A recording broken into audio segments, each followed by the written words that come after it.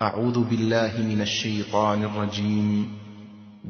قل هذه سبيلي أدعو إلى الله على بصيرة أنا ومن اتبعني وسبحان الله وما أنا من المشركين.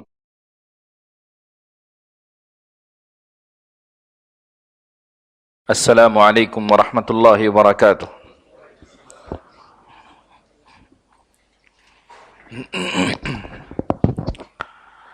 ان الحمد للہ نحمده ونستعینه ونستغفره ونعوذ باللہ من شرور انفسنا ومن سیئات اعمالنا من يهده اللہ فلا مضل له ومن يضلل فلا هادی له وأشهد أن لا إله إلا الله وحده لا شريك له وأشهد أن محمدا عبده ورسوله. أما بعد فإن خير الحديث كتاب الله وخير الهدي هدي محمد صلى الله عليه وسلم وشر الأمور محدثاتها وكل محدثة بدعة وكل بدعة ضلالة وكل ضلالة في النار. فأعوذ بالله السميع العليم من الشيطان الرجيم. بسم الله الرحمن الرحيم.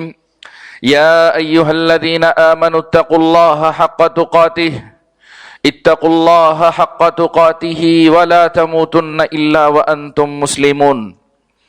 يا أيها الناس اتقوا ربكم الذي خلقكم من نفس واحدة وخلق منها زوجها وبث منهما رجالا كثيرا ونساء واتقوا الله الذي تساءلون به والأرحام إن الله كان عليكم رقيبا.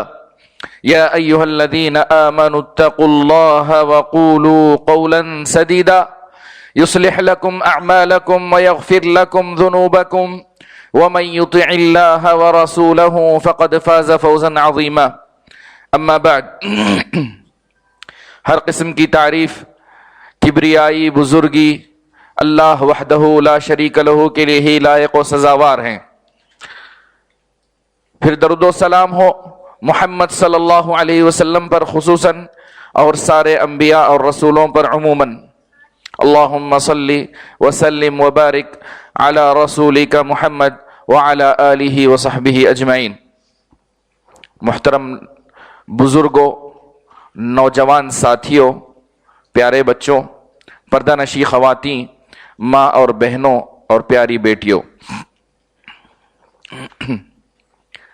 میں اپنی بات وہیں سے شروع کرتا ہوں جہاں سے بچے نے تلاوت کی، وہیں سے میں اپنی بات کو شروع کرتا ہوں. اللہ نے سورہ کہف کی اس آخری آیت میں فرمایا فَمَنْ كَانَ يَرْجُو لِقَاءَ رَبِّهِ فَلْيَعْمَلْ عَمَلًا صَالِحًا وَلَا يُشْرِكْ بِعِبَادَةِ رَبِّهِ أَحَدًا.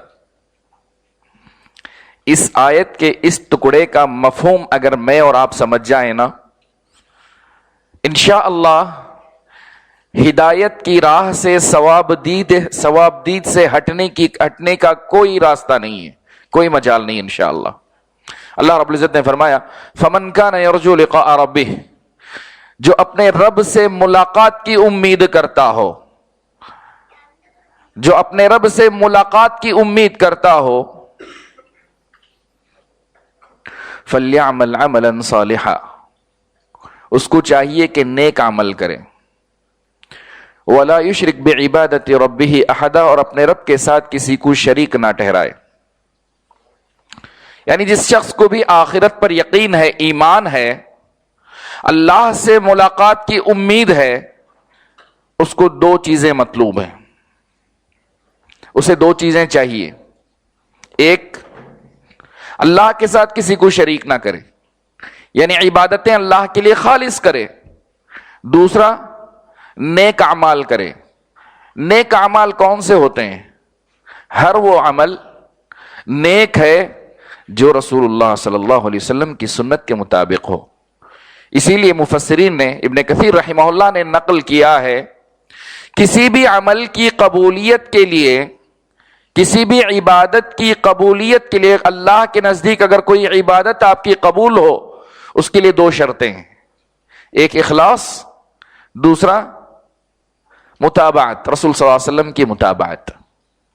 جب تک یہ دو شرطیں نہیں پائی جائیں گی کوئی بھی عمل قبول نہیں ہے. ایک اخلاص یعنی اللہ کے ساتھ شرک نہ کیا جائے، دوسرا رسول اللہ صلی اللہ علیہ وسلم کی سنت کے موافق کیا جائے. جب تک یہ دو شرطیں نہیں پائی جائیں گی تب تک کوئی بھی عمل اللہ کے نزدیک مقبول نہیں ہے، مردود ہے. اسی لیے رسول اللہ صلی اللہ علیہ وسلم نے عائشہ رضی اللہ تعالیٰ عنہ کی روایت میں کہا کل امر لیس علیہ کل عمل لیس علیہ امرنا فہو رد. ہر وہ عمل جس پہ ہمارا معاملہ نہیں ہے وہ مردود ہے، مقبول نہیں ہے. ابن عثیمین رحمہ اللہ نے اس حدیث کی تفسیر میں کہا کہ یہ حدیث اسلام کے بڑے قواعد میں سے ایک قاعدہ ہے، ایک عظیم قاعدہ ہے، ایک فنڈامنٹل، ایک پرنسپل ہے. قرآن یہ حدیث جو ہے اسلام کا ایک بڑا پرنسپل ہے. جی ہاں، آج ہمارا جو ٹاپک ہے، موضوع ہے بدعت اور اس کا خطرہ امت پر. یعنی اگر بدعت پر چلیں تو امت پر کیا نقصانات ہوتے ہیں، امت پر کیا نقصانات اس کے ہوتے ہیں. میں اس سے پہلے کہتا ہوں فرد پر کیا نقصانات ہیں، یعنی ہر آدمی پر اس کا کیا نقصان ہے. جب وہ سب اکٹھا کریں تو پھر امت کے نقصانات سمجھ میں آئیں گے. فی نفس ہی انسان کے اوپر ایک بدعت سے کیا نقصان ہوتے ہیں. جی ہاں، سب سے پہلے بدعت کیا ہے جانیں گے، بدعت کی کچھ قسمیں، بدعت کے اسباب اور کس چیز کو بدعت کہا جائے گا میں کچھ مثالوں کے ذریعے سمجھانا چاہتا ہوں. انشاءاللہ کوشش ہوگی کہ لمبی چوڑی تقریر نہیں ہوگی، اس مسئلے کو ہم سمجھیں اور سمجھائیں. بدعت کیا ہے، کیوں ہے اور اس کا خطرہ امت پر کیا ہے، یہ ہم کوشش کریں گے انشاءاللہ. بسم اللہ الرحمن الرحیم. قرآن مجید میں سورہ بقرہ میں سورہ بقرہ کی آیت نمبر 117 میں اللہ نے کہا بدیع السماوات والارض. بدیع السماوات والارض، آسمانوں اور زمینوں کو بغیر کسی ماڈل کے یا بغیر کسی پہلے سے مثال کے پیدا کرنے والا اللہ ہی ہے. بدعہ عربی زبان میں کہا جاتا ہے، البدعہ عربی زبان میں کہا جاتا ہے کسی چیز کو بغیر ماڈل کے تیار کرنا. کسی چیز کو تیار کرنے سے پہلے اس کا کوئی ماڈل موجود نہ ہو، آپ نے ایک نئے طریقے سے اس کو ابتکار، اپنے طریقے سے آپ نے اس کو ایسے ایجاد کیا ہو کہ اس سے پہلے اس کی کوئی مثال نہیں ہے. عربی زبان میں بدعت اس کو کہا جاتا ہے. البدعہ عربی زبان میں لغت میں کسی ایسی چیز کو پیدا کرنا یا ایسی چیز کریٹ کرنا جس کی پہلے سے کوئی مثال نہ ہو، ماڈل نہ ہو اس کے لیے. تو اللہ تعالیٰ نے کہا سورہ بقرہ میں اللہ نے آسمانوں اور زمینوں کو اللہ نے بنایا، اس سے پہلے کوئی ماڈل نہیں تھا، انوکھے انداز میں اللہ نے بنایا، انوکھا، یونیک انداز میں اللہ نے آسمان و زمین کو پیدا کیا. اور اسی لیے اللہ نے سورہ احقاف کی آیت نمبر 9 میں کہا قُلْ مَا كُنْتُ بِدْعًا مِّنَ الرُّسُلِ. اے محمد صلی اللہ علیہ وسلم کہہ دیجئے کہ میں کوئی نیا رسول نہیں ہوں، بلکہ یہ وہی رسالت ہے جو مجھ سے پہلے انبیاء اور رسولوں نے بھی لائی ہے. ہر نبی اور رسول نے یہ دعوت دی ہے، تو میرے رسول صلی اللہ علیہ وسلم کوئی نئے انداز کے رسول نہیں تھے. قُلْ مَا كُنْتُ بِدْعًا مِّنَ الرُّسُلِ، انوکھے انداز کے نہیں تھے، بلکہ جو سارے انبیاء اور رسول دعوت لے کر آتے ہیں توحید کی، رسالت کی، وہی میرے رسول صلی اللہ علیہ وسلم بھی لے کر آئے. تو معلوم یہ ہوا کہ بدعت عربی زبان میں لغوی اعتبار سے، یعنی گرامر کے اعتبار سے، ڈکشنری کے اعتبار سے کسی ایسی چیز کو پیش کرنا جس کا پہلے سے کوئی ماڈل نہ ہو، کوئی مثال نہ ہو. ٹھیک ہے، بات سمجھ میں آ گئی؟ نہیں آئی؟ 50-50. چلیں آگے بڑھتے ہیں. رہی بات اصطلاح میں بدعت کس کو کہا جاتا ہے، بدعت کی تعریف کیا ہے. بدعت کہتے ہیں ہر وہ چیز ہر وہ چیز جو دین میں ایجاد کی گئی ہو، ہر وہ چیز جو دین میں ایجاد کی گئی ہو، انوکھی ہو، اس کی پہلے مثال نہ ہو، اور اس سے مخالفت ہو. کس کی مخالفت ہو؟ رسول اللہ صلی اللہ علیہ وسلم کے اسوے کی، آپ صلی اللہ علیہ وسلم کے عمل کی، آپ صلی اللہ علیہ وسلم کے قول کی، یا صحابہ کے عمل کی اور ان کے منہج کی مخالفت ہو. دوبارہ کہتا ہوں میں، دین میں کوئی ایسی چیز کا ایجاد کرنا جس پہ رسول اللہ صلی اللہ علیہ وسلم کا عمل نہیں تھا، نہ صحابہ کا عمل تھا، نہ قول تھا، نہ منہج تھا، ایسی چیز کا ایجاد کرنا دین میں، یہ بدعت کہلاتا ہے. اس تعریف پہ کسی کا انکار نہیں ہے. جو بدعت کہتے ہیں، مانتے ہیں، نہیں مانتے ہیں، سب کہتے ہیں کہ بدعت کے معنی یہی ہیں.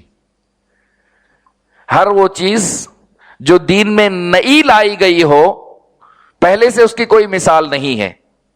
ٹھیک ہے، میں آگے چل کر ایک اور چیز بتانے جاتا ہوں کہ بعض مرتبہ لوگ دین کی کسی چیز کو، پارٹ کو لے کر کے کہتے ہیں تو دین میں موجود ہے نا، وہی ہے، دین میں ہے نا، وہی ہے بدعت. یہ بدعت نہیں ہے، دین میں موجود ہے کہتے ہیں. اس کے لیے میں آگے چل کر بتاؤں گا. تو یہاں آپ یہ ذہن میں رکھیں کہ دین میں ایسی کوئی چیز ایجاد کرنا جس پہ رسول صلی اللہ علیہ وسلم کا عمل قول نہیں تھا اور نہ ہی صحابہ کا عمل اور قول تھا. اہل علم نے مختلف تفسیریں اس کی ہیں.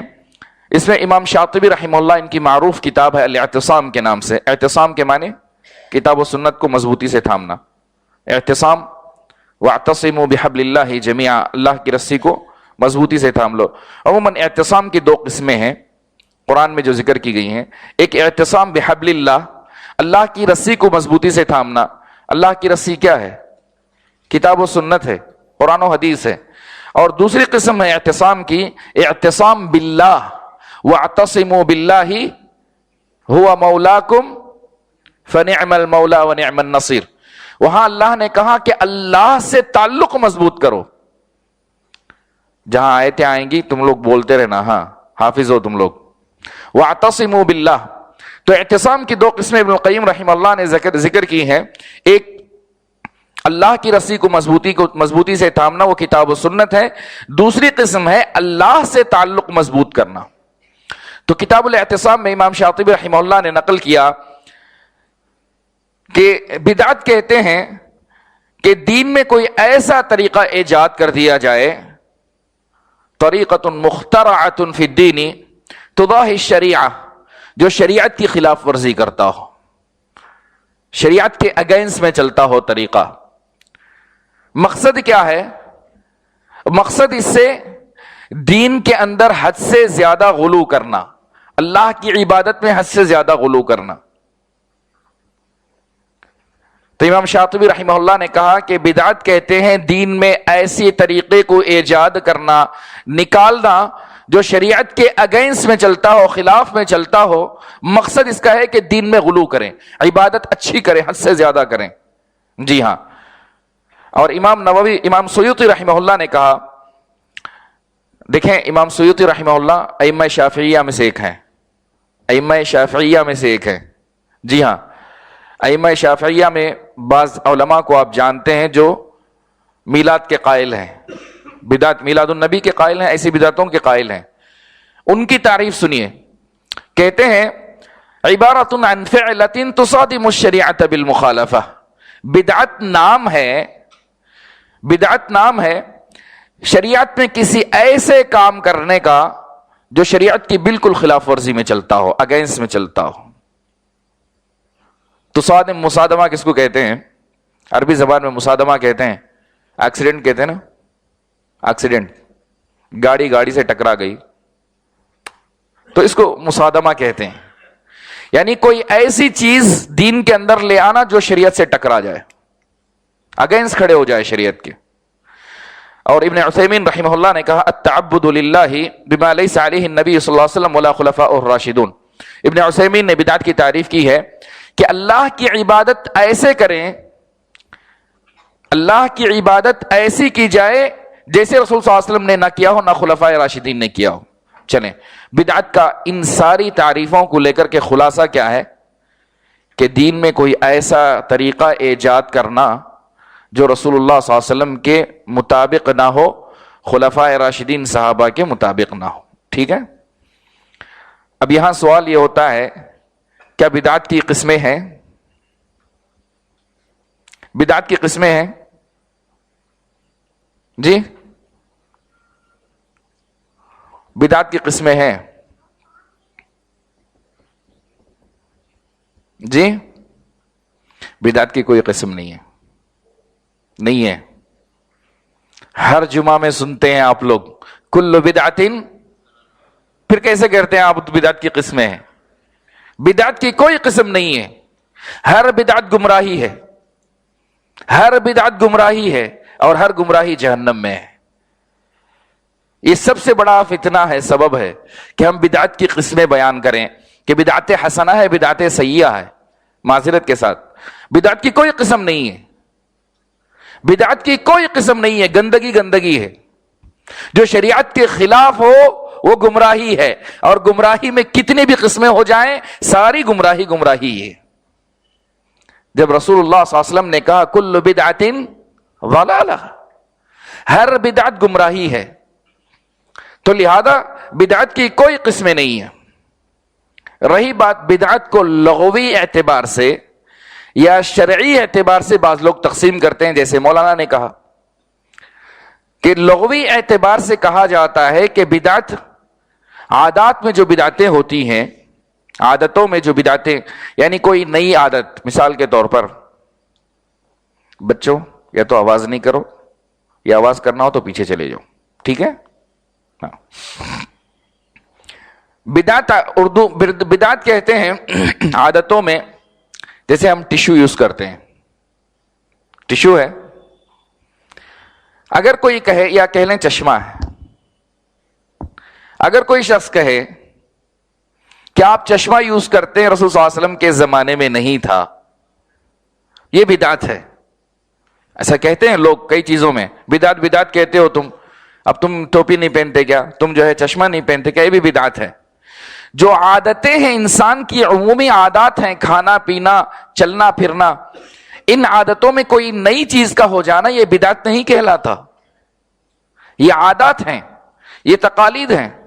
ہر عادت، ہر عرف جو شریعت کی خلاف ورزی نہ کرے وہ عادت ہے، معروف ہے، وہ معروف ہے، اس کو بدعت نہیں کہا جائے گا.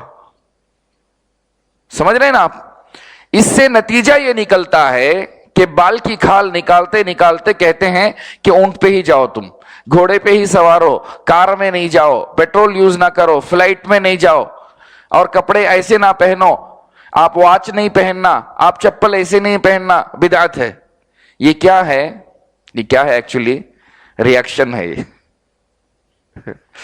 صحیح ریاکشن ہے. یہ جب دکھتی رگ پر انگلی رکھ دو تو پھر یہ بلبلاہٹ نکل آتی ہے. ہاں، یہ ریاکشن ہے. ایکچولی بدعت کے معنی اگر آپ سمجھا دو کہ بدعت کیا چیز ہے، کیا غلط ہے، مانے جو نہ مانے، لست علیہم بمسیطر، آپ کسی پہ مسلط تو نہیں ہیں، تو کوئی بدعت کی قسمیں نہیں ہیں. رہی بات جو بدعت ہے دین کے اندر، میں نے جتنی بھی تعریفیں کہیں، دین کے اندر کوئی ایسی چیز کا ایجاد کرنا جس پہ رسول اللہ صلی اللہ علیہ وسلم کا عمل نہیں تھا. دین کے اندر کوئی ایسی چیز کا ایجاد کرنا جس پہ رسول اللہ صلی اللہ علیہ وسلم کا عمل نہیں تھا اور نہ صحابہ کا عمل تھا، یہ بدعت ہے.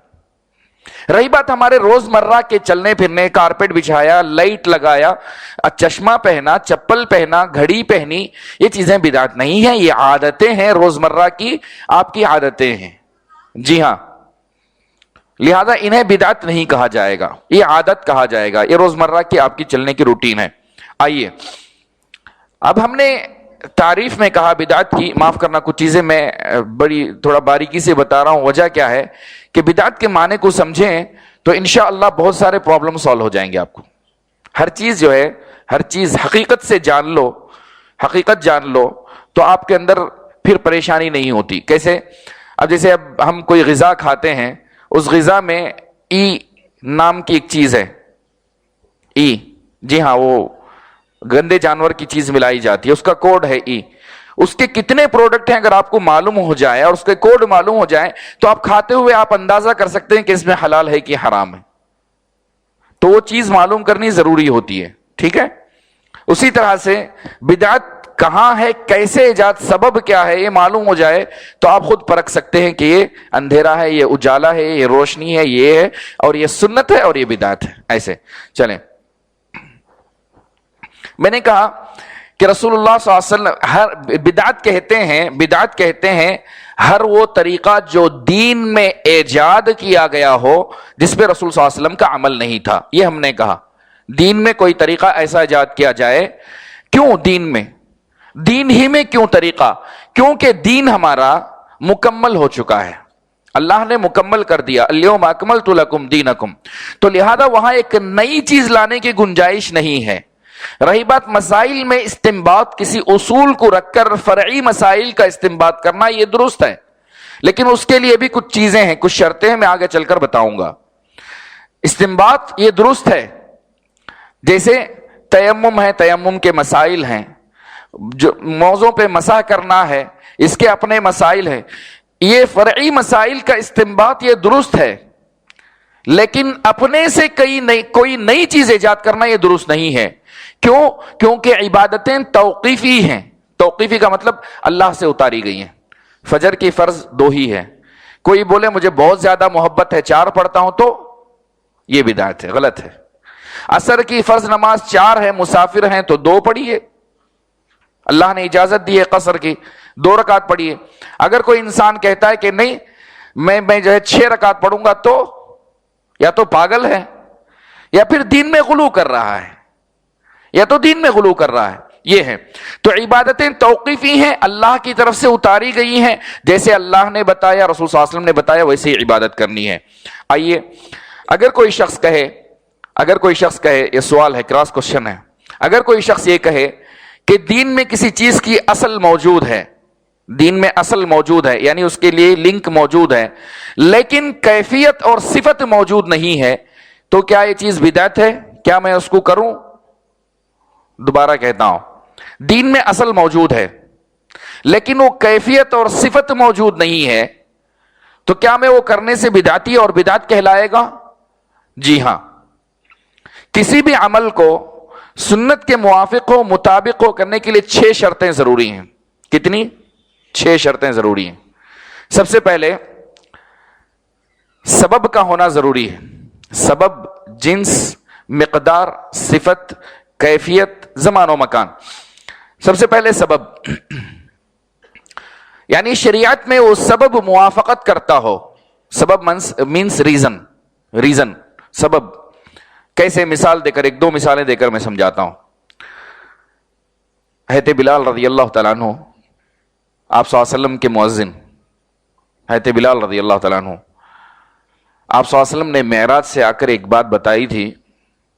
کہا کہ میں نے آپ کے قدموں کی چاپ جنت میں سنی ہے. اللہ اکبر. قدموں کی آواز میں نے جنت میں سنی ہے. تو پوچھا کہ کون سا عمل ہے آپ کا جس کی وجہ سے اللہ نے میرے ساتھ جنت میں آپ کو رکھا ہے؟ تو حضرت بلال رضی اللہ تعالیٰ عنہ نے کہا کہ جب بھی میں وضو کرتا ہوں 2 رکعت اللہ کے لیے پڑھ لیتا ہوں. تحیۃ الوضو, تحیۃ الوضو نہیں پڑھتے ہم, کبھی نہیں پڑھتے ہم تحیۃ الوضو. جنت میں جانے کا سبب ہے. تو جب بھی وضو کیا تو انہوں نے 2 رکعت نماز پڑھی, تو سبب ہے. وضو کیا تو 2 رکعت نماز. اسی طرح سے تحیۃ المسجد ہے. تحیۃ المسجد ہے کہ حضرت ابو ہریرہ رضی اللہ تعالیٰ عنہ کی روایت ہے, اذا دخل احدکم المسجد فلا يجلس حتى يصلي ركعتين. تم میں سے کوئی جب مسجد میں داخل ہو تو اس وقت تک نہ بیٹھے جب تک کہ 2 رکعت نماز نہ پڑھ لے. ٹھیک ہے, یہ تحیۃ المسجد ہے اور تحیۃ الوضو ہے. سبب ہے کہ آپ جب مسجد میں داخل ہوئے تو آپ بیٹھنے سے پہلے 2 رکعت پڑھیں گے. بلکہ صحابہ کرام نے اس مسئلے کے اندر, ائمہ شافعیہ کے پاس زیادہ سختی ہے, وہ جو ہیں اس کو سنت مؤکدہ نہیں کہتے. ہم اکثر اہل علم اس کو سنت مؤکدہ کہتے ہیں, کہتے ہیں واجب ہے. تحیۃ المسجد واجب اگر نہ پڑھیں تو آپ گنہگار ہوں گے. جی ہاں.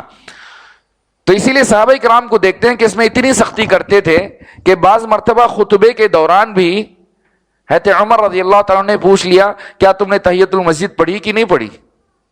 خطبے کے دوران پوچھ لیا صحابہ سے. چلیں, تو مسجد میں داخل ہونے کے لیے ایک سبب ہے داخل ہونا، تو وہاں آپ نے 2 رکعت نماز پڑھی، سنت ہے، سنت مؤکدہ ہے، ٹھیک ہے، تمام کلیئر ہو گیا۔ اگر کوئی شخص یہ کہے کہ میں جب بھی گھر داخل ہوں تو 2 رکعت نماز پڑھوں گا، اپنے گھر داخل ہو تو 2 رکعت نماز پڑھوں گا، اصل اس کی موجود ہے شریعت کے اندر کہ جب بھی مسجد داخل ہوتے ہیں تو 2 رکعت نماز پڑھتے ہیں، تو کیا کہیں گے آپ اس کو؟ یہ بدعت ہے جی۔ جو سبب ہے وہ سبب موافق نہیں ہے، برابر نہیں ہے آپ کے پاس، سمجھ گئے؟ اگرچہ کام دین کا ہے، عبادت اللہ کی ہے، لیکن سبب موافقت میں نہیں ہے تو یہ بدعت ہے۔ اگر کوئی شخص کہے کہ جب بھی میں گھر داخل ہوں گا 2 رکعت نماز پڑھوں گا اپنے گھر میں، تو یہ شریعت اس کی اجازت نہیں دیتی اور یہ بدعت ہے۔ دوسری مثال، ناراض نہیں ہونا، جنگ بدر میں اللہ نے جو مسلمانوں کو فتح نصیب کی، سب سے بڑی فتح ہے، سب سے بڑی فتح ہے۔ اللہ نے کافروں پر سب سے بڑی فتح وہ فتح عطا کی تھی، بلکہ اس فتح کے نتیجے میں جو بھی جنگ بدر میں شریک ہوئے تھے صحابہ، سب کی مغفرت ہو گئی تھی۔ اللہ اکبر، سب کی مغفرت ہو گئی تھی۔ بلکہ رسول اللہ صلی اللہ علیہ وسلم نے فرمایا فرشتوں میں بھی جنہوں نے جنگ بدر میں شرکت کی ہے ان کی فضیلت دوسرے فرشتوں پر ایسی ہی ہے۔ سبحان اللہ۔ تو جنگ بدر کا اتنا بڑا مقام ہے، ٹھیک ہے۔ جنگ بدر جس رمضان میں جس تاریخ کو ہوئی، وہاں مسلمانوں کو فتح ہوئی، اگر اس کو کوئی عید بنا لے تو ہاں بدعت ہے، سمجھ رہے ہیں آپ؟ سبب رسول اللہ صلی اللہ علیہ وسلم کے زمانے میں جنگ ہوئی، فتح نصیب ہوئی، لیکن اس جنگ کے دن کو، اس فتح کی دن کو عید منانا یہ جائز نہیں ہے، کیونکہ یہ شریعت کے موافق نہیں ہے، حالانکہ اصل موجود ہے۔ سمجھ میں آ گیا؟ سبب ضروری ہے، سبب جو ہے موافقت میں ہو۔ یہ بات سمجھ میں آ گئی؟ تو دوسرے سیکنڈ اسٹیپ میں آگے بڑھتا ہوں۔ جنس کہتے ہیں جو اصل ہے، اصل جو چیز ہے شریعت میں وہ موجود ہو۔ مثال کے طور پر ہم قربانی کرتے ہیں عید الاضحیٰ میں، کس کی قربانی کرتے ہیں؟ انڈے کی، مرغی کی؟ انڈے کی قربانی کرتے ہیں، مچھلی کی نہیں کرتے۔ ہم عید الاضحیٰ میں قربانی کرتے ہیں، اللہ نے کہا احلت لکم بہیمۃ الانعام، بہیمۃ الانعام میں سے یہ کیا ہے؟ اونٹ، بکری اور گائے، یہ تینوں کی قربانی ہوتی ہے، یہ اصل جنس ہیں۔ اللہ نے یہ بتا دیا کہ قربانی میں ان کی قربانی ہے۔ ایک اور جانور ہے جو حلال ہے، وہ کیا ہے؟ گھوڑا۔ گھوڑا حلال ہے، اگرچہ بعض لوگ مکروہ کہتے ہیں لیکن حلال ہے، جنگ میں رسول صلی اللہ علیہ وسلم کے صحابہ نے کاٹا اور کھایا ہے۔ جی ہاں، اگر کوئی شخص کہے کہ میں عید الاضحیٰ میں قربانی کی عید میں گھوڑا قربانی دوں، تو اصل جنس جو ہے موافقت نہیں ہے، جنس موافقت نہیں ہے۔ کام خیر کا ہے، حلال ہے، لیکن قربانی دینے کے لیے رسول اللہ صلی اللہ علیہ وسلم نے 3 چیزیں بتائی، وہی دینی ہے آپ کو۔ اور شرط بھی ہے کہ بکرا اس عمر کا ہو، گائے اس عمر کی ہو، اور پھر اونٹ ایسا ہو۔ اگر کوئی انسان کہے کہ نہیں گھوڑا بہت مہنگا ہے، میرے پاس عربی نسل کا گھوڑا ہے، 1.5 لاکھ روپے کا ہے، میں وہ اللہ کی راہ میں دینا چاہتا ہوں، نہیں، یہ بدعت ہے، کیونکہ قربانی میں رسول اللہ صلی اللہ علیہ وسلم نے اس کو جائز قرار نہیں دیا۔ آئیے 2 چیزیں سمجھ میں آ گئی۔ مقدار، قدر، مقدار ضروری ہے۔ کیسے؟ جیسے وضو کرتے ہیں ہم، وضو میں رسول اللہ صلی اللہ علیہ وسلم نے 1 مرتبہ بھی کیا، 2 مرتبہ بھی کیا ہاتھ دھوئے، اور 3 مرتبہ بھی ہاتھ دھوئے۔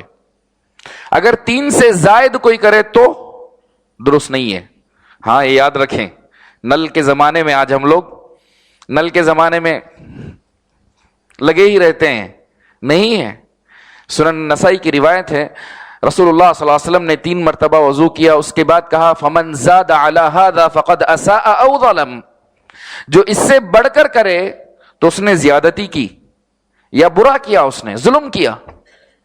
تو 3 مرتبہ آپ دھو سکتے ہیں، 3 مرتبہ کے اندر آپ اچھی طرح دھو لیں، لیکن 3 سے زیادہ مرتبہ، 4 مرتبہ نہیں کر سکتے۔ اگر کوئی شخص کہے مجھے موضوع سے بہت محبت ہے، پانی میں کھیلنے کا بہانہ. اگر مجھے وضو سے بہت محبت ہے, میں 5 مرتبہ دھوتا ہوں, تو بدعت ہے, کیونکہ شریعت کی خلاف ورزی ہے. رسول صلی اللہ علیہ وسلم نے کہا 3 سے زیادہ مرتبہ آپ نہیں کر سکتے. تو مقدار جو ہے وہ ہونا چاہیے. جیسے کعبۃ اللہ کا طواف ہے, حجر اسود سے شروع ہوتا ہے, کتنے چکر کاٹتے ہیں؟ 7 ہیں. اگر کوئی انسان کہے کہ مجھے بہت پسند ہے طواف, میں 10 چکر کاٹتا ہوں, تو غلط ہے. مقدار صحیح ہونی چاہیے, جو مقدار ہے وہ صحیح ہونی چاہیے. 7 چکر شریعت نے رکھے ہیں, 7 چکر میں آپ کا طواف ہو گیا. جی ہاں, تو مقدار ضروری ہے. اور اسی طرح سے کیفیت. نمبر 4 کیفیت. کیفیت کیسے؟ نماز رسول اللہ صلی اللہ علیہ وسلم نے ہمیں بتائی کہ نماز ایسے ایسے آپ پڑھیں گے, وضو ایسے ایسے کریں گے. جیسے وضو میں سب سے پہلے آپ ہاتھ دھلتے ہیں, کلا کرتے ہیں, ناک میں پانی چڑھاتے ہیں, ناک صاف کرتے ہیں. اگر کوئی شخص کہے کہ نہیں, میں سب سے پہلے پیر دھوؤں گا, پھر ہاتھ دھوؤں گا, پھر چہرہ دھوؤں گا, تو نہیں ہے, الٹا کر دیا اس نے. یا کوئی شخص یہ کہے کہ میں سجدہ پہلے کروں گا, رکوع بعد میں کروں گا, نہیں چلے گا. کیفیت جیسے رسول صلی اللہ علیہ وسلم نے بتائی ہے, جیسے شریعت میں کیفیت ہے. کیفیت کے معنی سمجھ رہے ہیں آپ؟ یعنی کیفیت کو کیا کہیں گے آپ لوگ انگلش میں؟ اسٹیپ بائی اسٹیپ, پروسیجر کہہ لیں, اسٹیپ بائی اسٹیپ. جیسے پروسیجر بتایا گیا ہے ویسے ہی آپ کریں گے, اس میں آگے پیچھے آپ نہیں کر سکتے. ہاں, بعض جگہ شریعت نے اجازت دی ہے, بعض جگہ شریعت نے اجازت دی ہے. کیسے؟ حج کے موقع پر 10 تاریخ کو 4 کام کر رہے ہیں. کنکریاں مارنی ہے, بال کٹانے ہیں, قربانی کرنی ہے, طواف کرنا ہے. 4 کام ہیں. اگر کسی انسان کو بہت گہما گہمی ہوتی ہے اور حاجی تھکا ہوا ہوتا ہے, آگے پیچھے اگر ہو جائے تو شریعت نے اجازت دی ہے, شریعت نے اجازت دی ہے. اسی لیے رسول صلی اللہ علیہ وسلم سے صحابی نے آ کر پوچھا, میں نے پہلے بال کٹا لیے بعد میں کنکری ماری, تو رسول صلی اللہ علیہ وسلم نے کہا افعل ولا حرج, کوئی بات نہیں ہے, کوئی بات نہیں, کوئی بات نہیں, کہا رسول صلی اللہ علیہ وسلم نے. مشکل یہ ہے کہ یہاں لوگ جو ہے واجب قرار دیتے, یہاں لوگ ضروری قرار دیتے کہ آپ ترتیب سے ہی کرنا, ترتیب سے نہیں کرے تو نہیں ہوتا کہتے ہیں. جی ہاں, تو یہاں رسول صلی اللہ علیہ وسلم نے چھوٹ دی ہے کہ آگے پیچھے ہو جائے تو کوئی حرج نہیں. جہاں شریعت نے چھوٹ دی وہ بھی شریعت ہو گئی, وہ بھی شریعت ہو گئی, شریعت ہے وہ بھی. رسول صلی اللہ علیہ وسلم نے وہ بھی طریقہ بتایا. تو کیفیت ضروری ہے. اب میں جلدی آگے بڑھتا ہوں. اسی طرح سے زمانہ.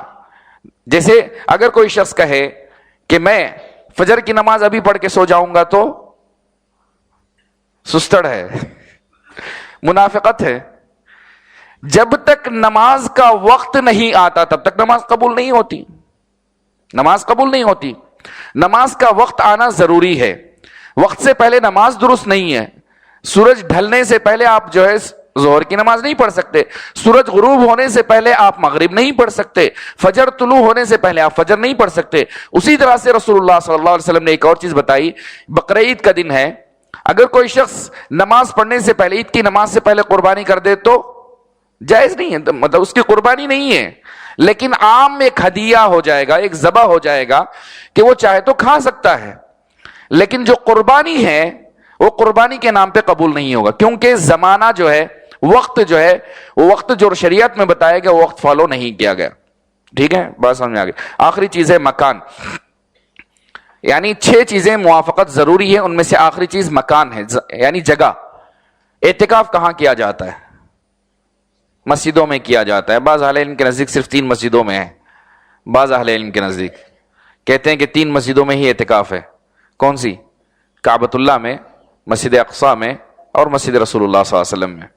لیکن عموماً رسول اللہ صلی اللہ علیہ وسلم سے جیسے اور سلف سے وارد ہے وہ یہی ہے کہ ہر مسجد میں انشاءاللہ اعتکاف ہے. ہر مسجد میں, جو جامع مسجد عموماً یہ کہتے ہیں کہ اس میں اعتکاف ہے.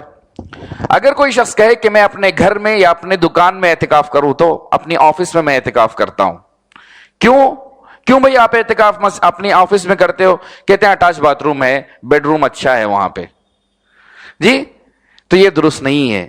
جگہ شرط لگائی, جگہ شرط لگائی شریعت نے کہ آپ مسجد میں اعتکاف کریں. تو عموماً یہ 6 چیزیں، سبب ضروری ہے، جنس ضروری ہے، مقدار ضروری ہے، اور کیفیت ضروری ہے، اسی طرح سے زمانہ اور مکان، جگہ، یہ ضروری ہیں. جب تک یہ موافقت نہیں ہوگی تب تک شریعت پہ عمل نہیں ہوگا. اگر اس سے ہٹ جائیں گے آپ تو یہ بدعت کہلائے گا. تو یہ چیزیں انشاءاللہ واضح ہو گئی نہیں؟ انشاءاللہ. چلیں آگے چلتے ہیں. میں یہ کچھ بتانا چاہتا ہوں، کچھ بدعتیں مثال کے طور پر، کچھ بدعتیں جو رائج ہیں مثال کے طور پر، کچھ بدعتیں میں بتاتے ہوئے اپنی بات کو آگے بڑھانا چاہتا ہوں. جیسے سب سے پہلے طہارت سے شروع کرتے ہیں. ناراض نہیں ہونا، کچھ باتیں کہنے جا رہا ہوں، ناراض نہیں ہونا. جی ہاں، ہمارے پاس ایک چیز ہے، ینگسٹر سے کہتا ہوں، ہر دن کنگھی کرتے ہیں، ہمیشہ باہر نکل رہے ہیں کنگھی کر رہے ہیں، حمام سے نکلا کنگھی کیا. کیا یہ درست ہے؟ جائز نہیں ہے. سنن ابی داؤد کی روایت ہے، حمید بن عبد الرحمن الحمیری روایت کرتے ہیں کہ میں نے ایک صحابی سے ملا جنہوں نے رسول اللہ صلی اللہ علیہ وسلم سے ایسے ہی صحبت کی جیسے حضرت ابو ہریرہ رضی اللہ عنہ صحبت کی. انہوں نے روایت کی کہ رسول اللہ صلی اللہ علیہ وسلم نے منع کیا کہ آدمی ہر دن کنگھا کرے. ہر دن، ہم ایوری ڈے تو نہیں، ایوری آور کرتے ہیں. کہ رسول صلی اللہ علیہ وسلم نے منع کیا کہ ہر دن آدمی کنگھا کرے، اور ہر دن کنگھا کرے، ہر دن ہمیشہ کنگھی کرتا رہے. عورتوں کے لیے الگ بات ہے، زیب و زینت کی چیز ہے، لیکن مرد کے لیے عورتیں نہیں کرتی کیونکہ مشکل ہوتی ہے ان کو بار بار کنگھی کرنا، لیکن مرد آسان ہے اس لیے بار بار کرتا رہتا ہے. پھر آپ صلی اللہ علیہ وسلم نے کہا کہ جہاں انسان نہاتا ہو وہاں آپ صلی اللہ علیہ وسلم نے پیشاب کرنے سے منع کیا. وَأَن يَبُولَ فِي مُغْتَسَلِهِ. وہ کیسے کہ پہلے کے جو حمام ہوتے تھے وہ کچی مٹی کے ہوتے تھے، کچی مٹی کے ہوتے تھے.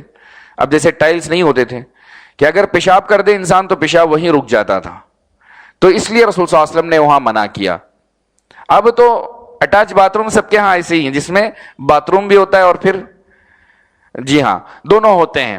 تو لیکن رسول اللہ صلی اللہ علیہ وسلم نے بتایا، کیونکہ عبداللہ بن مبارک رحمہ اللہ کی میں نے تفسیر پڑھی تھی اس تعلق سے، امام ترمذی رحمہ اللہ نے نقل کیا ہے کہ اگر ضرورت ہو اور انسان کے پاس اس کے علاوہ کوئی حمام نہیں ہے اور یہ خدشہ نہ ہو کہ وہاں ٹک جائے گا، گندگی ٹک جائے گی، یعنی بلکہ چلی جائے گی پانی سے، تو وہاں کرنا درست ہے، وہاں کرنا درست ہے. تو اب ہمارے جو حمام ہے نارملی، اس میں پانی بہانے سے پانی نکل جاتا ہے، فلش کر دیں تو چلا جاتا ہے اور پانی بہانے سے نکل جاتا ہے اور کپڑوں کو گندگی لگنے کا امکان نہیں ہے. تو انشاءاللہ واللہ عالم بالصواب درست ہے. تو لہذا ہر ہمیشہ کنگھی کرنا، بار بار کنگھی کرنا یہ درست نہیں ہے، کیونکہ یہ ترفہ کی علامت ہے، خوشحالی کی علامت ہے کہ انسان حد سے زیادہ ترفہ کرے. آئیے میں طہارت کی چیزوں میں ذکر کرتے ہوئے کہہ رہا تھا کہ بدعتیں، گردن کا مسح کرنا یہ بدعت ہے. آپ جیسے سر کا مسح کرتے ہیں، اس کے بعد کان کا مسح کرتے ہیں، پھر آخر میں بعض لوگ کرتے ہیں، یہ بدعت ہے. کیوں بدعت ہے؟ کیونکہ رسول اللہ صلی اللہ علیہ وسلم سے صحیح حدیث سے ثابت ہی نہیں ہے، گردن کا مسح ثابت نہیں ہے. ابن القیم رحمہ اللہ نے نقل کیا ہے کہ مسح، جو گردن کے مسح کی جو بھی روایتیں ہیں، کوئی بھی روایت اس میں حسن درجے تک نہیں پہنچتی، صحت کے درجے کو نہیں پہنچتی ہے. لہذا رسول اللہ صلی اللہ علیہ وسلم سے یہ عمل ثابت نہیں ہے. تو کوئی بھی چیز دین میں ایسی ایجاد کرنا جس پہ رسول صلی اللہ علیہ وسلم کا عمل نہیں تھا وہ بدعت ہے. اسی طرح سے مسجدوں کے تعلق سے ماشاءاللہ خوشبو لگائی مسجد والوں نے یہاں، یہ رسول صلی اللہ علیہ وسلم کی سنت ہے. آپ صلی اللہ علیہ وسلم نے ایک مرتبہ مسجد میں بلغم دیکھا تو آپ صلی اللہ علیہ وسلم کا چہرہ سرخ ہو گیا تھا، سرخ ہو گیا آپ صلی اللہ علیہ وسلم کا چہرہ. ایک انصاری عورت نے جو ہے اس کو کھرچ کر کے اس کی جگہ خوشبو لگا دی تو پھر آپ صلی اللہ علیہ وسلم کا چہرہ کھل اٹھا. مسجد اللہ کا گھر ہے، اللہ کا گھر ہے، حق بنتا ہے کہ مسجدوں کی صفائی کریں. صرف مسجد والے کرنا ضروری نہیں ہے، ہم بھی صفائی کریں مسجد کی. شرف ہے، واللہ شرف ہے. اگر آپ کی بیوی میکے چلے جائے تو کیا آپ کبھی گھر جھاڑتے نہیں؟ کیا بستر اپنا نہیں جھاڑتے؟ بتاؤ، آپ ایمان سے بتاؤ، سچائی سے بتاؤ، یہ بات نہیں جھاڑتے آپ اپنا بستر؟ جھاڑتے نا؟ یہ اللہ کا گھر ہے، اللہ کا گھر ہے. تو لہذا صفائی کا خیال سب کو کرنا چاہیے. اچھا، میں جو بات کہنے جا رہا ہوں مسجدیں اللہ کا گھر ہیں، اس کا خیال کیا جاتا تھا. شریعت نے اتنا تک خیال کیا کہ مسجدوں میں بدبو نہ آئے. ہمارے بعض بھائی سگریٹ اور بیڑی پی کر کے چلے آتے ہیں مسجد میں نماز پڑھنے کے لیے. اتنا محسوس نہیں ہوتا کہ بازو والے کو تکلیف ہوگی، کیونکہ جو گندگی میں رہتا ہے نا اس کو گندگی معلوم نہیں ہوتی. جو کبھی نہیں پیتا اس کو سر میں درد شروع ہو جاتا ہے. اللہ اللہ سجدے میں جائے اور اس کی سانس سے جو بدبو نکلتی ہے بازو والے کو تکلیف ہوتی ہے. سنن نسائی کی روایت رسول صلی اللہ علیہ وسلم نے فرمایا ان الملائکۃ تتأذى مما يتأذى منه ابن آدم. فرشتوں کو بھی ان چیزوں سے تکلیف ہوتی ہے جس سے انسان کو تکلیف ہوتی ہے. اسی لیے شریعت نے کہا کہ لولا ان اشق علی امتی لامرتهم بالسواک عند كل صلاۃ. اگر میں اپنی امت کو مشقت میں نہیں ڈالتا، رسول صلی اللہ علیہ وسلم نے کہا کہ میں اپنی امت کو تکلیف میں نہیں ڈالتا تو ہر نماز کے وقت مسواک کو ضروری کہہ دیتا، کیونکہ آپ اللہ سے سرگوشی کر رہے ہیں. تو لہذا جو بیڑی سگریٹ پی کر کے آ جاتے ہیں، میں گھٹکا نہیں بولا، ہاں چھوٹی چیز ہی بولا ہوں، یہ تو اور بڑی مصیبت ہے. ایسا لگتا ہے کہ ہمارے ایک استاد تھے زہیر الدین اثری رحمہ اللہ، زہیر الدین صاحب کہتے تھے کہ منہ اس کا جو ہے ٹوائلٹ کی بالٹی جیسا ہو جاتا ہے جو گھٹکا کھاتا ہے. نعوذ باللہ. اللہ تعالی ہمارے نوجوانوں کو اس طرح کے چیزوں سے، نشہ آور چیزوں سے بچائے، آمین. رہی بات کہ اگر کوئی انسان مسجد میں آئے اور ایسی گندگی کھا کر آئے تو یہ بدعت ہے اور یقیناً گمراہی ہے. کیوں؟ رسول اللہ صلی اللہ علیہ وسلم کے زمانے میں اگر کوئی شخص کچی پیاز اور مولی کھا کر آ جاتا تو اس کو مسجد سے ہی نہیں پوری آبادی سے باہر بھگا دیتے، بقی کی طرف بھگا دیا جاتا ہے. عمر رضی اللہ تعالیٰ عنہ کی روایت ہے کہ رسول اللہ صلی اللہ علیہ وسلم کے زمانے میں اگر کوئی کچی پیاز اور مولی کھا کر کے مسجد میں آ جاتا تو مسجد سے ہی نہیں بقی کی طرف اس کو بھگا دیا جاتا تھا. سبحان اللہ. کیوں؟ کیونکہ یہ بدبو ہے اور اس سے مسلمانوں کو تکلیف ہوتی ہے. اگر کوئی انسان سگریٹ بیڑی یا کوئی گندی چیز کھا کر مسجد میں آ جائے، اللہ سے ڈرنا چاہیے، اللہ سے ڈرنا چاہیے. آپ سگریٹ پی کر اپنے ابا کے سامنے نہیں کھڑے ہوتے، کیسے آپ اللہ کے سامنے کھڑے ہوتے ہیں؟ آپ کا دل مر گیا، آپ سے شرم چلی گئی، آپ بے مروت ہو گئے، آپ کے اندر دوسروں کی عزت و احترام اور احساسات کا خیال نہیں ہے. کیسے آپ اللہ کے سامنے کھڑے آئے ہیں؟ لہذا خیال کرنا چاہیے، یہ غلط چیز ہے. تو لہذا کچی پیاز یا مولی کھا کر آنا مسجدوں کو یہ غلط ہے اور اس سے منع کیا گیا ہے. اور اسی طرح سے مسجدوں کی تعمیر میں رسول صلی اللہ علیہ وسلم نے کہا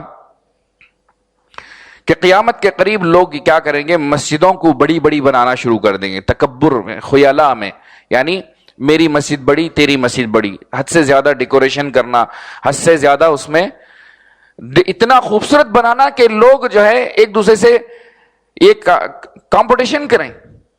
تو یہ قیامت کی نشانیوں میں سے ایک نشانی ہے کہ مسجدوں کو حد سے زیادہ ڈیکور نہ کیا جائے، مسجدیں سادی رکھی جائیں. رسول اللہ صلی اللہ علیہ وسلم حضرت عائشہ رضی اللہ عنہ کے کمرے میں نماز پڑھ رہے تھے، ایک سامنے پردہ لٹکا ہوا تھا جس میں پھول بوٹے بنے ہوئے تھے. تو آپ صلی اللہ علیہ وسلم نے کیا کہا؟ امیتی عنا قرامک ھذا، اپنی اس چادر کو لپیٹ کر رکھ دو، دور کر دو، کیونکہ اس کی تصویریں ہمارے لیے نماز میں سامنے آتی ہیں، ڈسٹرب کرتی ہیں. رسول اللہ صلی اللہ علیہ وسلم نے یہ بات بتائی. آپ صلی اللہ علیہ وسلم کے گھر چھوٹے ہوتے تھے، بڑے نہیں ہوتے تھے. ہم ڈھونڈتے ہیں شہروں میں 4 BHK 3 BHK، ڈائننگ ہال ہونا چاہیے، ڈریسنگ روم ہونی چاہیے، اور جو ہے 4 bath room 3 bath room attach ہونے چاہیے، کچن کے ساتھ جو ہے اوپن ڈائننگ روم ہونی چاہیے، اور جو ہے اسٹور روم تو پکا ہونا چاہیے، کیبنٹس لگے ہونے چاہیے. سنیے رسول اللہ صلی اللہ علیہ وسلم کے گھر کے بارے میں. سعید بن جبیر رحمہ اللہ تابعی کہتے ہیں کہ میں رسول اللہ صلی اللہ علیہ وسلم کی بیویوں کے کمروں میں داخل ہوا، ان کی چھتوں، ان کی دہلیز میں داخل ہونے کے لیے جھک کر جانا پڑتا تھا. چھتیں کچے پتوں سے بنی تھیں اور ان کی دیواریں کچی مٹی سے بنی ہوئی تھی. روم کتنے بڑے تھے بتاؤں میں؟ رسول صلی اللہ علیہ وسلم کے بارے میں حضرت عائشہ رضی اللہ تعالیٰ عنہ کہتے ہیں رسول صلی اللہ علیہ وسلم جب تہجد پڑھتے تھے سجدہ کرنا ہوتا تو مجھے چھو لیتے، میں اپنے پیر سمیٹ لیتی، پھر آپ صلی اللہ علیہ وسلم سجدہ فرماتے.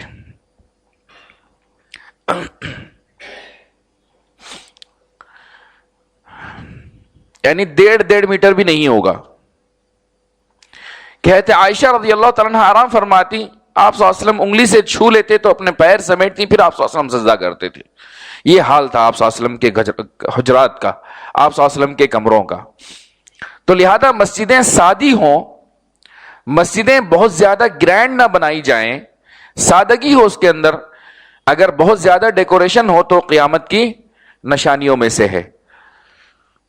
تو عموماً ہمیں بھی اپنے گھروں کو بنانے میں بہت زیادہ تکبر اور خیالہ سے کام نہیں لینا چاہیے، کیونکہ اصل ہمارا گھر تو قبر ہے، قبر ہے.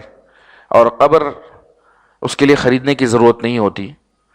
2x6 اڑی کی جگہ ہے، اسی میں انسان کو سونا ہے. بلکہ ہمارے شہروں میں دیکھتے ہیں آپ، جب نئی قبر کھودی جاتی ہے تو بعض مرتبہ بازو والے کا کفن بھی نظر آتا ہے. ایڈجسٹ کرتے ہیں ہم؟ نہیں کرتے. جب کھودتے ہیں قبریں کبھی کبھی بازو والے کا کفن میں کچھ چیزیں نظر آ جاتی ہیں، ایڈجسٹ نہیں کرتے ہم؟ کر لیتے ہیں. ہاں بس یہ ہے کہ دنیا میں جینے کے لیے ایڈجسٹ نہیں کرتے ہم. مرنے کے بعد یہ ہوتا ہے کہ کفن بھی ہمارے اختیار میں نہیں ہے، جو لا کر خرید کر پہنایا جائے پہن لیتے ہیں. نہا تو نہیں سکتے، نہلایا جاتا ہے تو نہا لیتے ہیں. اٹھ کر چل نہیں سکتے، اٹھایا جاتا ہے تو چلے جاتے ہیں. قبر میں لیٹ نہیں سکتے، لٹایا جاتا ہے تو لیٹ جاتے ہیں. تو لہذا یہ دنیا اور یہ افتخار اور یہ فخر و خیالہ کی چیزیں یہ سب عارضی ہیں. اس دنیا سے سب کو جانا ہے. اگر آخرت کا سوچے، آخرت کا اگر سوچیں تو پھر انسان کے اندر تکبر نہیں آئے گا، غرور نہیں آئے گا. ملک خالد رحمہ اللہ کے بارے میں آتا ہے، کنگ خالد کے بارے میں یا کنگ فہد کے بارے میں بھول رہا ہوں میں. ابن عثیمین رحمہ اللہ کے پاس آئے عنیزہ میں. شیخ ابن عثیمین رحمہ اللہ سعودیہ کے بڑے علماء میں سے ہیں. ان کے گھر جب آئے، کنگ بادشاہ آئے تو دیکھا کہ بہت ہی سمپل گھر ہے، پرانے اسٹائل کا بنا ہوا ہے، اور مجلس بھی سیدھی سادہ، مجلس مطلب سٹ آؤٹ جس کو کہتے ہیں، سٹ آؤٹ بہت سیدھا سادہ سا ہے.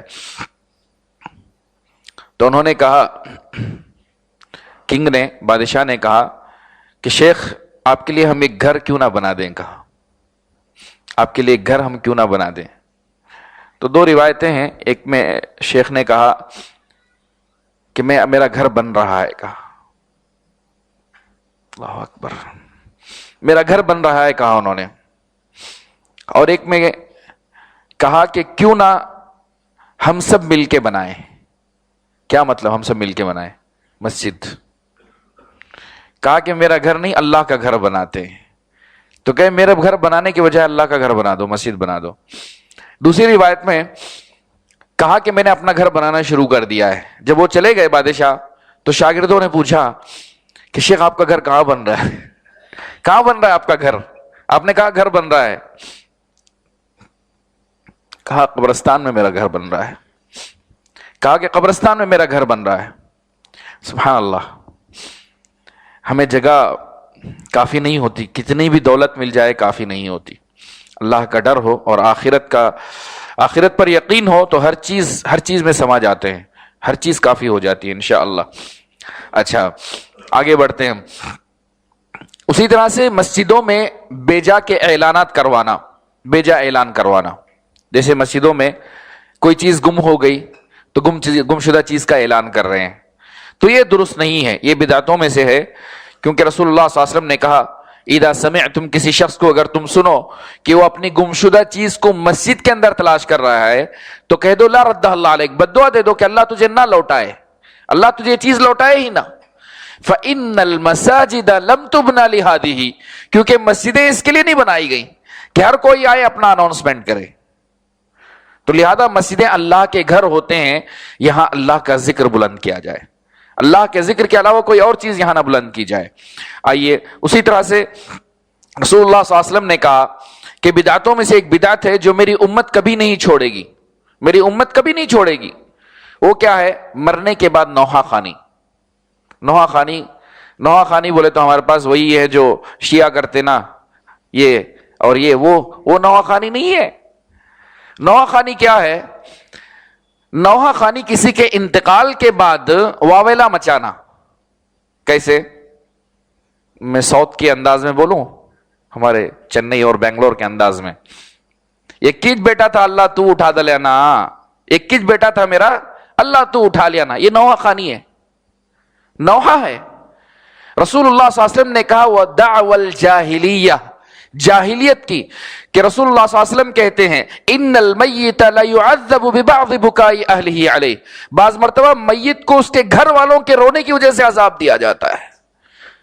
فرشتہ اس پر کلہاڑی لے کر کھڑا ہوتا ہے کہ کیا تم ایسے ہو، کیا تم ایسے ہو، جیسے وہ لوگ کہہ رہے ہیں کیا تم ایسے تھے، کیا تم ایسے تھے.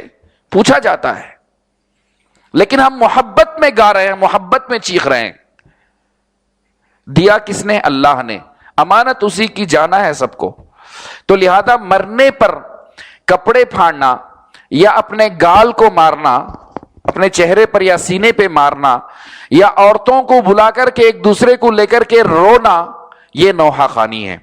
رہی بات، آپ یہ کہیں گے کہ کسی کا انتقال ہو جائے تو فطرت ہے، انسان رونا آتا ہے کہ نہیں آتا؟ نہیں آیا تو یار وہ مردہ دل ہے، وہ نہیں مرا تو بھی لوگ مار کے رلاتے ہیں، مار کے رلاتے ہیں. رو رہے، پاگل ہو جائیں گا، رو رہے.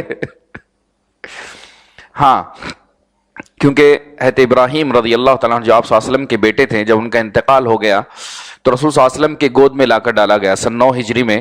تو آپ صلی اللہ علیہ وسلم کے آنسو جانے لگے. تو صحابہ نے پوچھا اللہ کے رسول آپ بھی روتے ہیں؟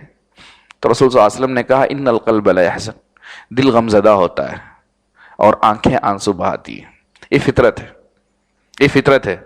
لیکن انما یؤاخذ، پکڑ کس پہ ہوتی ہے؟ زبان پہ، جو زبان سے نکلتا ہے اس پہ پکڑ زبان پہ ہوتی ہے. زبان نہ چلائی جائے، لیکن فطرت ہے کہ انسان کے آنسو آئیں. تو یہ ہے نوحہ خوانی، یہ ایک بڑی بدعتوں میں سے ہے، اور اکثر لوگ منع نہیں کرتے. کیوں؟ کیونکہ جس حالت میں مبتلا ہیں، ماں بہن جو بھی جس حالت میں مبتلا ہیں، اس حالت کو دیکھ کر ڈر جاتے ہیں کہ میں منع کروں گا تو الٹا ریاکشن ہو جائے گا. نہیں منع کرو گے تو میت تکلیف میں ہے، منع کرو.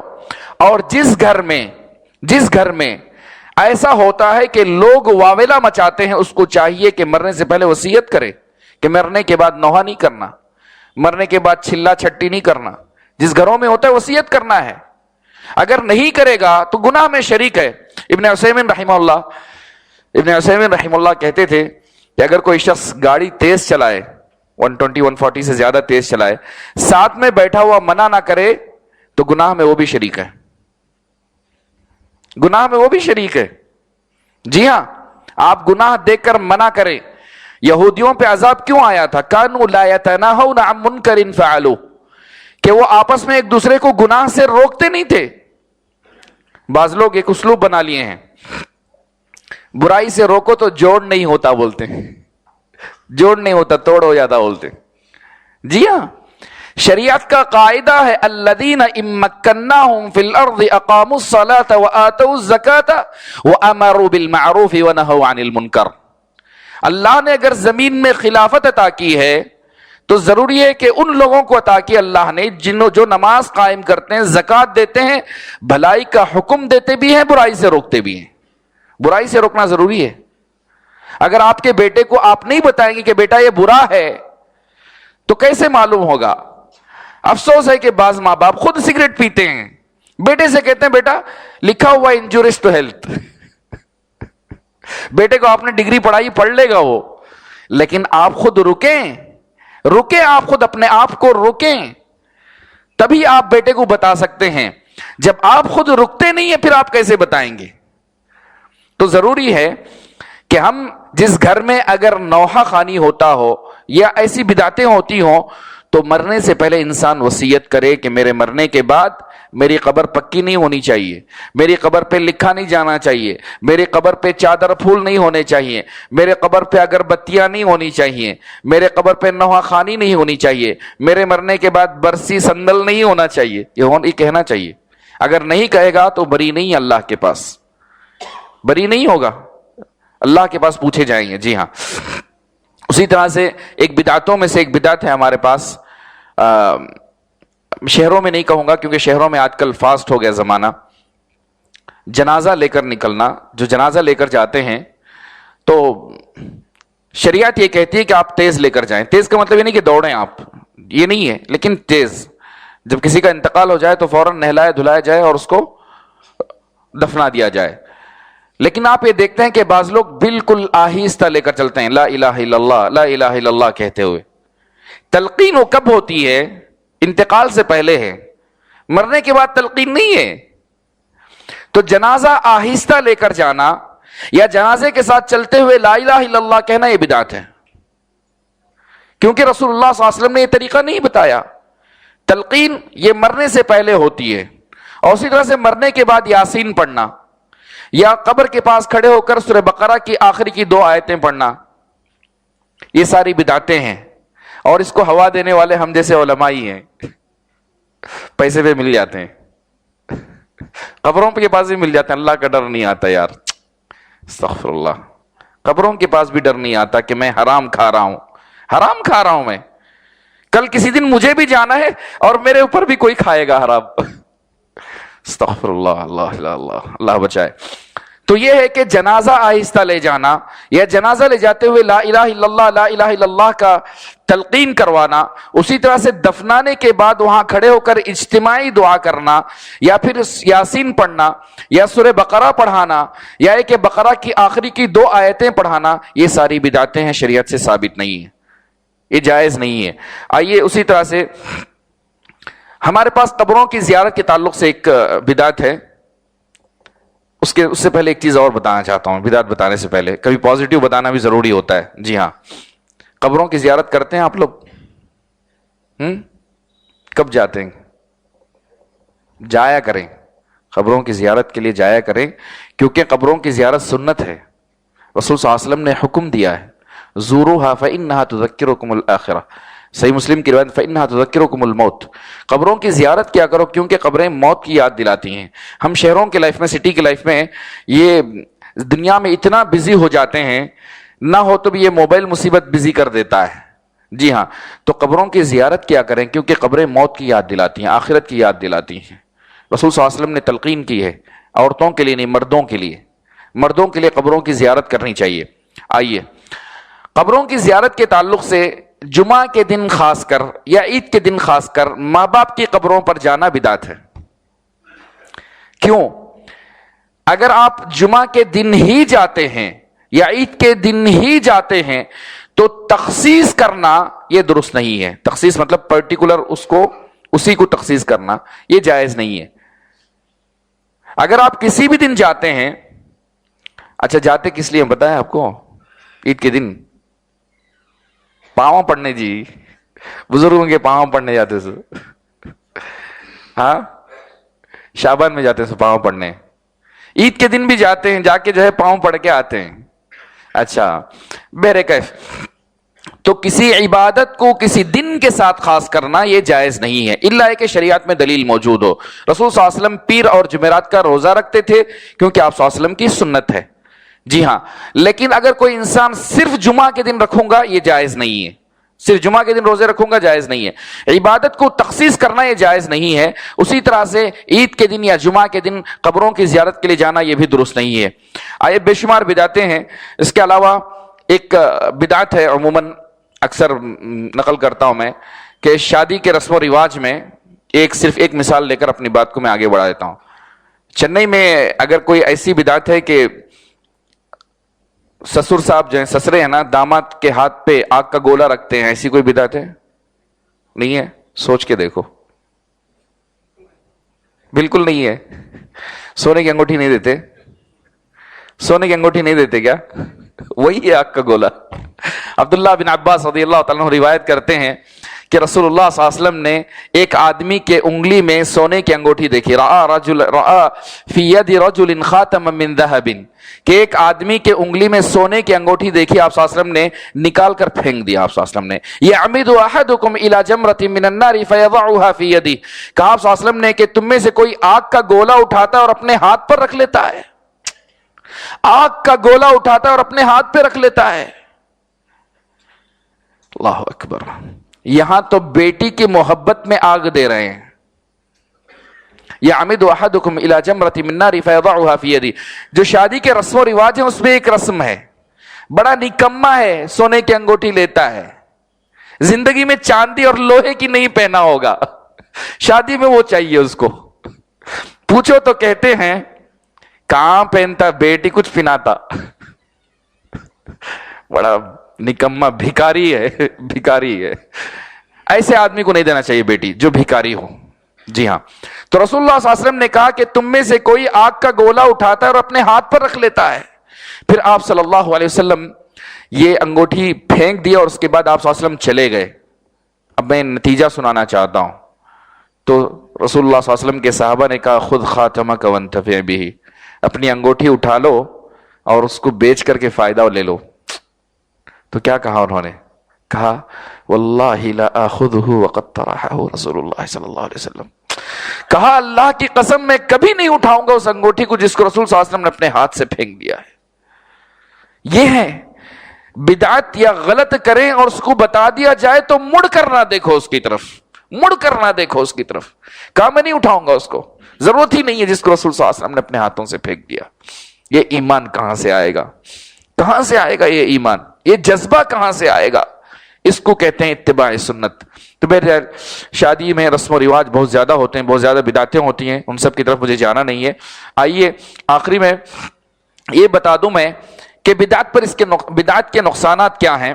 بے شمار نقصانات ہیں, بدعات کے بے شمار نقصانات ہیں. کچھ میں آپ کے سامنے, سب سے پہلے انسان کی زندگی پر, انسان کی زندگی پر اس کا سب سے بڑا نقصان یہ ہے کہ وہ راہ حق سے ہٹ جاتا ہے. کیونکہ رسول صلی اللہ علیہ وسلم نے کہا کل بدعت ضلالہ, جو بدعت اختیار کرے گا وہ راہ حق سے گیا, وہ راہ حق سے گیا تو گمراہی کی راہ پر چلا جاتا ہے. نمبر 2, انسان خواہشات کی پیروی کرنے چلتا ہے. کیوں؟ کیونکہ دین ہمارا کامل ہے, صحیح صحیح پتا ہے, اللہ نے رسول صلی اللہ علیہ وسلم نے بتا دیا ہے. اگر اس سے ہٹ کر کوئی راہ نکالے گا تو ثواب دین سے ہٹ گیا اور اپنی خواہشات کو, اس سے کیا ہوگا کہ ایک ایک ایک ایک کر کے اپنے خواہشات کو مکمل کرتا چلا جائے گا. رسول اللہ صلی اللہ علیہ وسلم نے کہا, انس رضی اللہ عنہ کی روایت میں, لا یؤمن احدکم حتی یکون ہواہ تبعا لما جئت بہ, تم میں سے کوئی اس وقت تک مومن نہیں ہو سکتا جب تک کہ اس کی ساری خواہشات میرے دین کے مطابق نہ ہو جائیں. دین کے مطابق جب تک خواہشات نہیں ہوں گی تب تک وہ مومن نہیں ہے. تو لہذا خواہشات کے پیچھے پڑ جاتا ہے, گمراہی اور خواہشات کے پیچھے پڑ گیا. نمبر 3, جب بھی کسی قوم کے اندر ایک بدعت آتی ہے ایک سنت مر جاتی ہے, ایک سنت مر جاتی ہے, اس قوم سے اٹھ جاتی ہے کیونکہ بدعت نے اس کی جگہ لے لی ہے. یہ میں نہیں کہتا, رسول صلی اللہ علیہ وسلم کے صحابی جلیل حضرت عبداللہ بن عباس رضی اللہ تعالیٰ عنہ کہتے ہیں کہ لوگوں میں جیسے جیسے دن بڑھنے لگے ہیں لوگوں میں بدعتیں ایجاد ہونے لگی اور سنتیں اس کی جگہ ختم ہونے لگی, سنتیں ختم ہونے لگی. نئی نئی بدعتیں, جس معاشرے میں آپ دیکھیں کہ بدعتیں رسم و رواج زیادہ ہیں اس معاشرے میں سنت کا نام و نشان ہی مٹ جاتا ہے. جس شادی میں بیکار کے رسم و رواج ہوتے ہیں, چاند دکھانا گتے, پوری پھوڑنا کرتے, اس پاؤں پانی میں ڈال کو کیا کی ٹٹولنا کرتے, اس کے بعد سایہ کرتے گئے, جہاں اتنے رسم و رواج ہوتے ہیں ان میں دیکھیں, اللہ کی قسم کھا کر کہتا ہوں, اس شوہر اس دلہے کو پکڑ کے پوچھ لو کہ میاں بیوی کے قریب جانے کی دعا پوچھ لو تو نہیں بتا پائے گا, نہیں بتا پائے گا. اس سے پوچھ لو کہ کمرے میں داخل ہونے کے بعد سب سے پہلی سنت کیا ہے, تمہیں کرنا کیا ہے, اس کو نہیں پتا ہوگا کیونکہ وہ پیسے اور انگوٹھیاں ٹٹولنے میں ہی ہے. وہ جہاں بدعتیں زیادہ ہو جاتی ہیں اس معاشرے سے سنتیں ختم ہو جاتی ہیں. یہ رسول اللہ صلی اللہ علیہ وسلم کے صحابی کا قول ہے. نمبر 4, انسان کے دل میں بیماری آ جاتی ہے. کیوں؟ کیونکہ وہ ہر جگہ سے راہ حق سے ہٹنے کی کوشش کرتا ہے. وَأَمَّا الَّذِينَ فِي قُلُوبِهِمْ زَيْغٌ فَيَتَّبِعُونَ مَا تَشَابَهَ, پڑھو جی, مَا تَشَابَهَ مِنْهُ ابْتِغَاءَ الْفِتْنَةِ وَابْتِغَاءَ تَأْوِيلِهِ, جن کے دلوں میں بیماری ہے وہ متشابہ چیزوں کے پیچھے پڑتے ہیں, وہ ایسی چیزیں جن کی اللہ کے علاوہ کوئی تعویل نہیں جانتا، کوئی تعویل اللہ کے علاوہ نہیں جانتا، ان چیزوں کے پیچھے پڑ جاتے ہیں کیونکہ ان کے دلوں میں بیماری ہے۔ اسی لیے صحیح بخاری اور مسلم کی روایت میں رسول اللہ صلی اللہ علیہ وسلم نے کہا، جب کسی کو دیکھو کہ وہ متشابہ چیزوں کے پیچھے پڑا ہے، اولئک الذین سمی اللہ فاحذروہم، یہ وہی لوگ ہیں جن کو اللہ نے فائنڈ آؤٹ کیا، نشاندہی کی ہے، ایسے لوگوں سے دور رہو، ایسے لوگوں سے دور رہو، کیونکہ بدعت کے پیچھے پڑے ہیں، بدعتوں کے پیچھے پڑے ہیں، ان کے دلوں میں جو ہے کھوٹ ہے، کھوٹ ہے۔ نمبر 5، انسان جب بدعتوں کی راہ پر چلتا ہے تو یقیناً دین میں رخصتیں اور پتلی گلیاں نکالنا شروع کر دیتا ہے، ہر جگہ چھوٹ دیکھتا ہے، ہر جگہ آسانی دیکھتا ہے۔ جہاں یہ پتا چلا کہ قرآن خوانی کر سکتے ہیں، جو لوگ کہتے ہیں کہ قرآن خوانی کر سکتے ہیں، وہاں یہ ہے کہ ایک کی جگہ 100 قرآن خوانی کیجئے، زیادہ ثواب ہے۔ جب 100 قرآن خوانی کیجئے تو 100 بچوں کو ہدیہ دیجئے۔ ایک کے ساتھ ایک بدعت لگی چل جاتی ہے، انسان گھائی میں چلا جاتا ہے، گمراہی میں چلا جاتا ہے۔ اسی لیے کہا کل بدعت ضلالہ وکل ضلالۃ فی النار، کیونکہ ہر گمراہی آگ کی طرف لے کر جاتی ہے۔ شریعت میں اس اصول کو کئی جگہ بتایا۔ رسول صلی اللہ علیہ وسلم نے کہا کہ انسان سچ بولتا ہے حتیٰ کہ اللہ کے پاس صدیقین میں لکھا جاتا ہے۔ انسان جھوٹ بولتا ہے، جھوٹ پر جھوٹ بولتا جاتا ہے، اللہ کے پاس سب سے بڑا جھوٹا لکھا جاتا ہے۔ تو لہذا ضروری ہے کہ انسان سچائی کی راہ پر چلے۔ جب بدعت کی ایک راہ نکالتا ہے تو پھر وہاں سے گمراہی۔ یہاں اللہ تبارک و تعالیٰ نے وَأَنَّ هَذَا صِرَاطِي مُسْتَقِيمًا فَاتَّبِعُوهُ کہا کہ یہ سیدھی راہ میری ہے، تم اس پر چلو۔ رسول اللہ صلی اللہ علیہ وسلم عبداللہ بن مسعود رضی اللہ عنہ کی روایت پہ ایک لمبی لکیر کھینچی، اس کے آگے پیچھے 2 لکیریں ایسے کھینچی، سیدھی لکیر، اس کے آگے 2 لکیریں دائیں 2 لکیریں بائیں، کہا کہ یہ سیدھی راہ اللہ کی راہ ہے۔ یہ جو راہیں نکل رہی ہیں، ہر راہ پہ ایک شیطان بیٹھا ہے، لوگوں کو بلاتا ہے، اگر اس میں چلے جاؤ گے تو گمراہ ہو جاؤ گے۔ اللہ کی راہ سیدھی راہ ہے۔ تو انسان مستقل بدعتیں کرتے کرتے گمراہ ہو جاتا ہے، گمراہ ہو جاتا ہے، اور گمراہی اس کو جہنم میں لے جا کر ہی چھوڑتی ہے۔ تو بہر کیف بدعت کے نتائج بہت زیادہ ہیں۔ دنیاوی اعتبار سے انسان کا ایمان ختم ہو جاتا ہے، دھیرے دھیرے کرتے کرتے بدعتیں اس کی زندگی میں اتنی آ جاتی ہیں کہ زندگی سے سنتیں اٹھ جاتی ہیں۔ رہی بات آخرت کی، آخرت کے لیے صرف ایک بات بتا کر کے میں اپنی بات کو ختم کرتا ہوں۔ آخرت میں جو ہوگا وہ اللہ ہی بہتر جانتا ہے، لیکن آخرت میں یہ ہوگا کہ حوض کوثر سے دھتکارے جاؤ گے، حوض کوثر سے دھتکار دیے جاؤ گے۔ انسان ایسے روز محشر میں تمنا کرے گا کہ حوض کوثر سے حلق اپنا بھگا لے، تو اس وقت جائیں گے یہ رسول صلی اللہ علیہ وسلم دیکھ کر کہیں کہ میرے امتی ہیں، فرشتے کہیں گے کہ یہ آپ کے امتی نہیں ہیں، یہ آپ کے امتی نہیں ہیں، تو رسول اللہ صلی اللہ علیہ وسلم سے کہیں گے کہ آپ نہیں جانتے انہوں نے آپ کے بعد دین کو بدل ڈالا، دین میں بدعتیں ایجاد کر لی۔ احدثوا بعدک لا تدری ماذا احدثوا بعدک، آپ نہیں جانتے کہ آپ کے بعد دین میں انہوں نے کیا کیا نئی چیزیں لے آئی۔ تو رسول صلی اللہ علیہ وسلم کہیں گے سحقا سحقا لمن غیر بعدی، دوری ہو اس شخص سے جس نے میرے بعد دین کو بدل ڈالا۔ آخرت میں رسوائی ہے، رسوائی ہے۔ صحیح معنوں میں رسول صلی اللہ علیہ وسلم کے سنتی ہو، آپ صلی اللہ علیہ وسلم کی سنت پر چلنا ہو، آپ صلی اللہ علیہ وسلم کے حوض کوثر پہ چلنا ہو، حوض کوثر سے سیراب ہونا ہے، اور رسول صلی اللہ علیہ وسلم کی شفاعت پانی ہے، تو صحیح معنوں میں رسول صلی اللہ علیہ وسلم کے سنتی بنو، رسول صلی اللہ علیہ وسلم کی سنت کو مضبوطی سے تھامو، اور آپ صلی اللہ علیہ وسلم کی سنت پر قائم رہو، اس راہ سے نہ بھٹکو۔ یہ راہ گمراہی تک لے جاتی ہے، اور ہر گمراہی جہنم تک لے جاتی ہے۔ اللہ سے دعا ہے کہ اللہ تبارک و تعالی مجھے اور آپ کو ہر قسم کی بدعت سے بچائے، ہر قسم کی برائی سے بچائے، ہمیں سیدھی راہ پر چلائے، رسول اللہ صلی اللہ علیہ وسلم کی سنت پر چلائے۔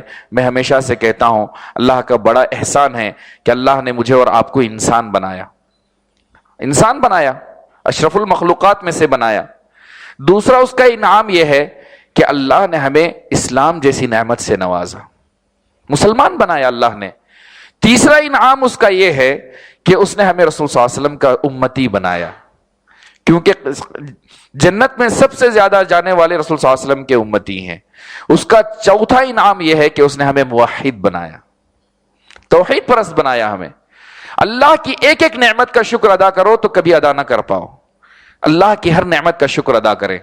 تو لہذا رسول صلی اللہ علیہ وسلم کا سنتی ہونا یہ ہمارا نسب نامہ ہے، یہ ہمارا رشتہ ہے، اور آپ صلی اللہ علیہ وسلم کی سنت کی طرف نسبت کرنا ہمارے لیے فخر ہے، اور آپ صلی اللہ علیہ وسلم کی سنت کی طرف نسبت کرنا، اس پر قائم رہنا انشاءاللہ جنت میں جانے کا راستہ ہے. انشاءاللہ ہمیشہ سے یاد رکھیں، کسی بھی عبادت کی قبولیت کے لیے دو شرطیں ہیں. جس بات سے میں نے شروع کیا اسی پہ ختم کرتا ہوں. ہر عمل کی قبولیت کے لیے دو شرطیں ہیں. ایک اللہ کے لیے خالص ہو، یعنی اللہ کے ساتھ شریک نہ کریں، شریک نہ ٹھہرائیں. دوسرا رسول اللہ صلی اللہ علیہ وسلم کی سنت کے مطابق ہو. اللہ میری اور آپ کی عبادتوں کو قبول فرمائے، مجھے اور آپ کو جنت میں بغیر حساب و کتاب کے داخل فرمائے. آمین. وجزاکم اللہ خیرا، والسلام علیکم ورحمۃ اللہ وبرکاتہ.